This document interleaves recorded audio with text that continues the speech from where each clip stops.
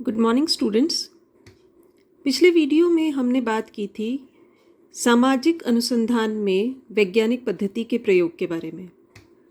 आज हम बात करेंगे कि सामाजिक विज्ञानों में वस्तुनिष्ठता एवं व्यक्तिनिष्ठता क्या होती है एवं इनका क्या महत्व होता है।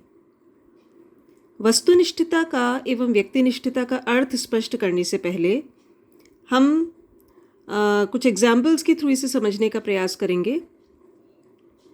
हम जनरली डॉक्टर्स के पास जाते हैं। आपने देखा होगा कुछ डॉक्टर सर्जन भी होते हैं, वो ऑपरेशन करते हैं, चाहे वो कोई छोटा मोटा ऑपरेशन हो या कोई बहुत बड़ा ऑपरेशन हो, कोई ओपन हार्ट सर्जरी हो। डॉक्टर्स जो हैं वो बिना किसी परेशानी के, बिना किसी हेजिटेशन के किसी भी प्रकार के ऑपरेशन को परफॉर्म करते हैं। उनके लिए उनका जो पेशेंट है, जो मरीज़ है, वो एक शरीर है और उस शरीर में जो भी व्याधि है उसको दूर करना, उसमें जो भी चाहे चीराफाड़ी करनी है, काट पीट करनी है, उसे वापस सिलना है, उन सारे काम को करने में डॉक्टर को किसी भी प्रकार का कोई हेजिटेशन नहीं होता, उसके मन में किसी प्रकार की शंका नहीं होती। वो बिल्कुल इत्मीनान से उस कार्य को पूरा करते हैं। एक मानव का शरीर होने के बावजूद ओपन हार्ट सर्जरी भी डॉक्टर्स बिना किसी परेशानी के परफॉर्म करते हैं। ऐसा क्यों होता है? क्योंकि उस डॉक्टर के लिए वो जो मानव शरीर है वो एक वस्तु है। एक वस्तु है जो निर्जीव है, जिसमें जो भी सुधार करना है, उसके बारे में जो भी निर्णय लेना है, उसके बारे में जो भी अध्ययन करना है, उसे करने में डॉक्टर को किसी भी प्रकार का कोई संकोच नहीं होता। अब इसी परिस्थिति में अगर हम ये देखें या ये इमेजिन करें कि जिस शरीर का वो डॉक्टर ऑपरेशन करने वाला है, अगर उसकी नज़र उस शरीर में उस व्यक्ति के चेहरे पर पड़ती है और उसे पता चलता है कि वो जो व्यक्ति है, वो मरीज़ जो है, वो उसका कोई निकट संबंधी है, उसकी वाइफ है या उसका हस्बैंड है, उसका बच्चा है, तो क्या लगता है आपको? क्या वो वाकई में उतनी ही निसंकोच होकर उसी तरीके से उसका ऑपरेशन कर पाएगा?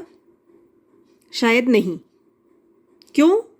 क्योंकि अब वो मानव शरीर उसके लिए, उस डॉक्टर के लिए कोई वस्तु ना होकर एक व्यक्ति बन गया है। आई होप आपको समझ में आ रहा होगा कि वस्तुनिष्ठता एवं व्यक्तिनिष्ठता का क्या अर्थ होता है।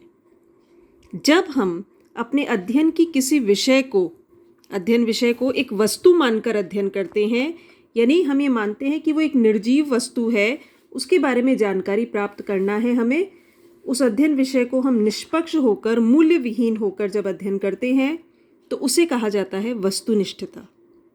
और जब उस अध्ययन में हमारी व्यक्तिगत भावनाएं समावेश हो जाती है, या जिस व्यक्ति का हम अध्ययन कर रहे हैं, क्योंकि हमें पता है कि सामाजिक विज्ञानों में और स्पेशली समाजशास्त्र में हमारे अध्ययन की विषय वस्तु जो है वो सामान्यतः कोई व्यक्ति ही है या व्यक्तियों का समूह है।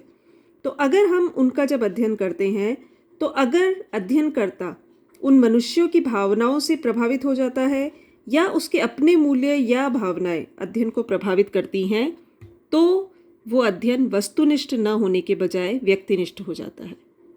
और व्यक्तिनिष्ठता सामाजिक विज्ञानों के अनुसंधान के लिए एक प्रकार का खतरा है, एक प्रकार की चेतावनी है। और यही चेतावनी शुरुआत से समाजशास्त्र को दी गई है कि समाजशास्त्र एक विज्ञान नहीं हो सकता। क्यों? क्योंकि वो व्यक्ति का अध्ययन करता है और वो पूर्णतः निष्पक्ष होकर व्यक्ति का अध्ययन नहीं कर सकता। तो हमें ये समझना है कि समाजशास्त्र में वस्तुनिष्ठता की संभावनाएं क्यों कम नजर आती है।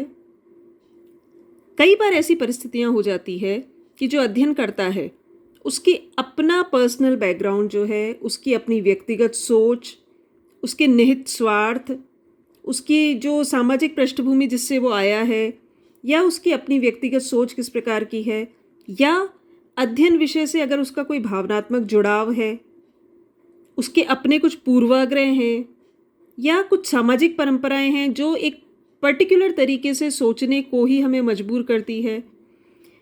तो इस प्रकार की परिस्थितियों में अक्सर अध्ययनकर्ता जो है वो वैल्यू जजमेंट की तरफ बढ़ जाते हैं, यानी वो मूल्यगत निर्णय लेते हैं और वो उस अध्ययन विषय को एक वस्तु के रूप में ट्रीट नहीं कर पाते।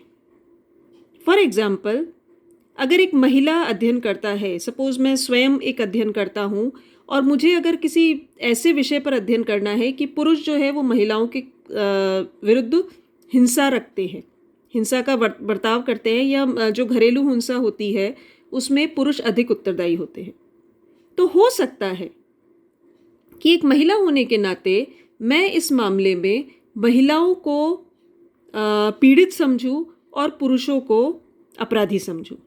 ऐसी संभावना है। क्यों? उसके पीछे मेरी अपनी अपब्रिंगिंग हो सकती है, मेरी अपनी व्यक्तिगत सोच हो सकती है, कुछ मामलों में व्यक्ति का अपना कोई पर्सनल पास्ट एक्सपीरियंस भी हो सकता है जो कि व्यक्ति को एक विशेष तरीके से सोचने के लिए बाध्य करता है। अगर कोई अध्ययनकर्ता दहेज से संबंधित कोई अध्ययन कर रहा है और उसने स्वयं अपने परिवार में इस तरीके की कोई घटना घटित होते हुए देखी है, तो हो सकता है वही चीज़ उसके दिमाग को प्रभावित करे और किसी मामले का जब वो अध्ययन कर रहा हो तो वो वस्तुनिष्ठ तरीका नहीं अपना पाए। यानी उसके अध्ययन में जब उसकी अपनी भावनाओं का समावेश हो जाता है, या कुछ मामलों में क्योंकि जिस व्यक्ति का आप अध्ययन कर रहे हो वो भी एक बुद्धिजीवी है, एक जीता जागता सोचने समझने वाला इंसान है जिसके पास अपना दिमाग भी है, भावनाएं भी है और भावनाओं से प्रेरित करने की क्षमता भी है, तो हो सकता है व्यक्ति अध्ययनकर्ता को इस तरीके से प्रभावित करे कि अध्ययनकर्ता को उस व्यक्ति की बात ही सही लगे। कई मामलों में हम देखते हैं कि कुछ अपराधियों का जब अध्ययन किया जाता है तो उनके पीछे वो अपना एक ऐसा इमोशनल बैकग्राउंड क्रिएट करते हैं कि अध्ययनकर्ता को लगे कि इसने जो भी अपराध किया है इसमें इसका कोई भी दोष नहीं है। तो ये सारी जो समस्याएं हैं ये सामाजिक विज्ञानों के लिए एक बहुत बड़ी समस्या है, क्योंकि ये उनके अध्ययन को प्रभावित करती हैं और अध्ययन को प्रभावित करने के कारण जो रिजल्ट निकल कर आएंगे वो भी कभी भी पूर्णतः वैज्ञानिक नहीं हो सकते, पूर्णतः विश्वसनीय नहीं हो सकते। तो हमें ये ध्यान रखना है कि जब भी कोई अध्ययन किया जाए तो उसमें वस्तुनिष्ठता पर बल दिया जाए और व्यक्तिनिष्ठता को संभव जितना हो सके उतना त्यागने का प्रयास किया जाए। ये अति आवश्यक है समाजशास्त्रीय अध्ययनों में। अगर हमें एक वस्तुनिष्ठ अध्ययन करना है तो सबसे पहली बात है, जो आप थर्ड ईयर में जब आएंगे तब आप कॉम्ट के विचारों को समझेंगे, आप दरखाइम के विचारों को समझेंगे, तब आपको पता चलेगा कि उन्होंने भी यही कहा है। स्पेशली दरखाइम ने इस बात पर बहुत अधिक बल दिया है कि सामाजिक अध्ययन करते समय समाजशास्त्र में हमें जितने भी सामाजिक तथ्यों जिनका हम अध्ययन कर रहे हैं उन्हें वस्तु मानना है, और वस्तु मानने के लिए हमें सबसे पहले अपने पूर्वाग्रहों से अपने आप को मुक्त करना है। यानी आपकी किसी भी विषय के संदर्भ में कोई भी मान्यताएं हो, कोई भी पूर्व मान्यताएं हो, कोई भी पर्सनल एक्सपीरियंसेस हो, आपकी अपब्रिंगिंग में, आपकी परवरिश में आपको किसी भी तरीके की जो भी नैतिक शिक्षा दी गई है, उन सारी चीज़ों से आपको अपने अध्ययन को प्रभावित नहीं होने देना है और वस्तुनिष्ठता का प्रयोग करना है। जब हम अपने अध्ययन के विषय को वस्तु समझेंगे तभी हम एक वस्तुनिष्ठ वैज्ञानिक अध्ययन कर सकते हैं। प्राकृतिक विज्ञान, क्योंकि वे वस्तुओं का ही अध्ययन करते हैं, चाहे वो जीव जंतु हो, चाहे वो कोई पेड़ पौधे हों, चाहे वो ग्रह नक्षत्र हों, चाहे वो किसी प्रकार के रसायन हो। प्राकृतिक विज्ञानों की अध्ययन विषय वस्तु जो है वो सामान्यतः वस्तु ही होती है, अतः उनके लिए वस्तुनिष्ठता को बनाए रखना सामाजिक विज्ञानों की तुलना में अधिक सरल होता है। तो सामाजिक विज्ञानों के लिए एक तरीके की चुनौती है कि आप किस प्रकार से अपने अध्ययन विषय को, चाहे आपको उससे कितना ही लगाव क्यों ना हो, उसे एक वस्तु के रूप में ट्रीट कर सकें और सही निष्कर्ष तक पहुंच सकें। उसके लिए बहुत ज़रूरी है कि हम तथ्यों का निरंतर रिकॉर्ड रखें। एक बहुत महत्वपूर्ण मुद्दा है ये कि जिन भी चीज़ों का हम अध्ययन कर रहे हैं, अवलोकन कर रहे हैं, हम किन्हीं चीज़ों को गौर से देख रहे हैं, तो उनका एक रिकॉर्ड मेंटेन करना बहुत आवश्यक है। वो रिकॉर्ड हम वीडियो रिकॉर्डिंग, ऑडियो रिकॉर्डिंग के माध्यम से भी रख सकते हैं। टाइम टू टाइम नोटिंग्स जो भी हम करते हैं, डायरी में नोट डाउन करना, उसके माध्यम से भी कर सकते हैं। हमारी सोच को हमें मूल्यहीन रखना होगा, यानी किसी भी प्रकार के नैतिक मूल्य हमारी सोच को प्रभावित ना करें। आनुभाविक अध्ययन इस क्षेत्र में किया जाना चाहिए, यानी जो चीज़ अध्ययनकर्ता जिस प्रकार की देखता है उसे उसी प्रकार से प्रस्तुत करना। पुनर्परीक्षण की संभावना भी यहाँ पर रखनी होती है कि जो भी आप अध्ययन कर रहे हैं, एक अध्ययनकर्ता अगर उस चीज़ को अध्ययन करता है तो दूसरा अध्ययनकर्ता अगर वो करे तो भी वही रिजल्ट आने की संभावना हो। अगर ऐसा होता है, इसका मतलब आपका अध्ययन जो है वो वैज्ञानिक है। परीक्षणात्मक और प्रयोगात्मक अनुसंधान पर बल दिया जाना चाहिए, यानी जिन अनुसंधानों में हम परीक्षण कर सकें और प्रयोग कर सकें। प्रयोग करने के लिए हम किन्हीं भी परिस्थितियों को कंट्रोल करके भी अध्ययन कर सकते हैं। प्रयोगात्मक अनुसंधान के बारे में मैंने आपको पहले वीडियो में बताया था कि हम कुछ परिस्थितियों को कंट्रोल करते हैं, दूसरे ग्रुप को अनकंट्रोल्ड रखते हैं। तो इस प्रकार के अध्ययन के माध्यम से हम वस्तुनिष्ठता को प्राप्त कर सकते हैं। अध्ययन विषय का चुनाव भी सही होना बेहद आवश्यक है, क्योंकि अध्ययन विषय अगर आपका ऐसा होगा जिसमें आप इमोशनली इन्वॉल्व नहीं होंगे तो वो आपके अध्ययन को वस्तुनिष्ठ बनाने में बहुत मददगार सिद्ध हो सकता है। आपके अध्ययन विषय से आप में एक इच्छा ज़रूर होनी चाहिए कि मुझे इसके बारे में सही जानकारी प्राप्त करनी है, लेकिन वो अध्ययन विषय आपके लिए भावनात्मक रूप से महत्वपूर्ण नहीं होना चाहिए। ये अति आवश्यक है। कुछ अध्ययन विषय जो बहुत नाजुक होते हैं, बहुत सेंसिटिव इश्यूज जो होते हैं, उसका अध्ययन कुछ प्रशिक्षित अध्ययनकर्ताओं द्वारा ही किया जाना चाहिए। समाजशास्त्र में अनुभव को भी हम एक प्रशिक्षण के रूप में देख सकते हैं, यानी जितना आपने अनुभव प्राप्त किया है, जितने आपने छोटे मोटे अध्ययन पहले से किए हैं, वो आपके अनुभव को बढ़ाते हैं, आपके प्रशिक्षण को बढ़ाते हैं।